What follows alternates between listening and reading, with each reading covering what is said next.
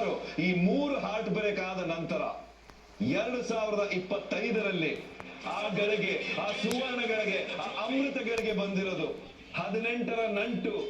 Tata IPL 2025 ಪ್ರಪ್ರಥಮ ಬಾರಿಗೆ ಕೆಂಪು ಅಂಗಿ ಧರಿಸಿರುವಂತ royal Challengers Bengaluru.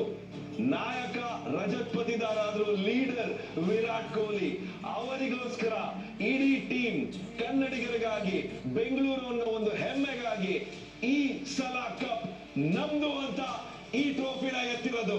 Tata IPL 2025ರ ಚಾಂಪಿಯನ್ಸ್ ಬೇರೆ ಯಾರು ಅಲ್ಲ, ಕೆಂಪು ಅಂಗಿ ಹಾಕೊಂಡಿರೋ ರಾಯಲ್ ಚಾಲೆಂಜರ್ಸ್ ಬೆಂಗಳೂರು.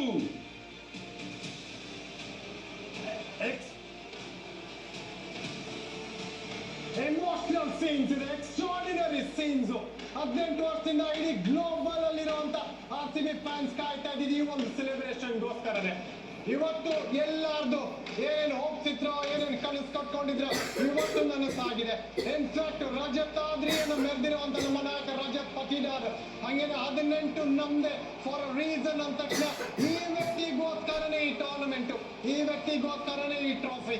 18 ವರ್ಷ ಲಾಯಲ್ಟಿ ಅಂದ್ರೆ ಅದು ವಿರಾಟ್ ಕೊಹ್ಲಿ. ಖಂಡಿತ RCB ಅಂತ ಫಸ್ಟ್ ಹೆಸರು ಬರೋದು ಅಂದ್ರೆ ಅದು ವಿರಾಟ್ ಅವರ ಹೆಸರು. ಅದು ಹಂಗೇನೆ